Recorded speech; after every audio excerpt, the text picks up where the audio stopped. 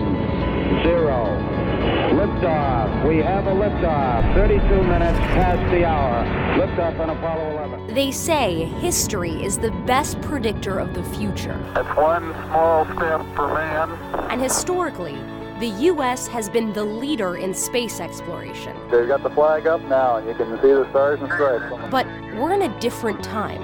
Decades from the boundless Apollo era, when space exploration was a national priority. No nation which expects to be the leader of other nations can expect to stay behind in this race for space. Now we're at a point where scientists and space enthusiasts say we need to push further. Everybody who grew up in the 50s and 60s expected that we would be much further along than we are now. But the question is, does our country still have the will to go deeper than we've ever been before? Are we willing to take risks anymore? And can we do it alone? It has to be somebody like us, like NASA and the United States, that brings the other nations of the world together. I went to NASA's headquarters to meet Charles Bolden, NASA administrator and former astronaut. In order to help make life better here on Earth, we need to reach out farther. Here, men from the planet Earth. The Apollo astronauts, the first time they ever saw the blue marble, somebody made the comment, we have come all this way from Earth to learn about our home planet. Earth is a wonderful habitat for us today, but it may not be always. Kip Thorne is a world-leading physicist and the scientific consultant for the sci-fi movie Interstellar. Go, go, go, go, go. To preserve the human race in the long run, we need to have humans also on other planets. We're closer to Mars today, humanity is, than we have ever been in the history of civilization. What are some of the lessons of the past that NASA is taking on these future missions to Mars? Some of the greatest lessons of the past have to do with our failures.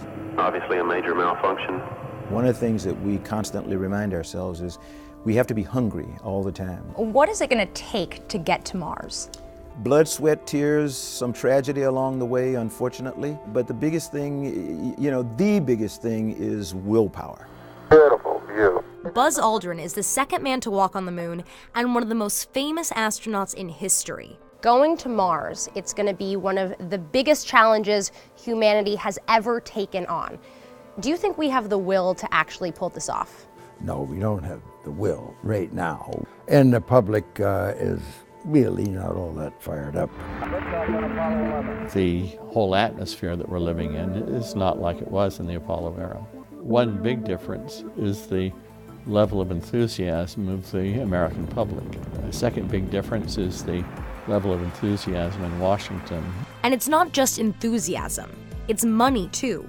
During the Apollo era, though, NASA had about 4% of federal spending. Now it's less than half of 1%. Is that going to have to change in order for us to pull off this mission? Yes. NASA doesn't have an exact price tag for a manned mission to Mars, but some argue it could cost hundreds of billions of dollars. This year, NASA received a budget increase of $1.3 billion.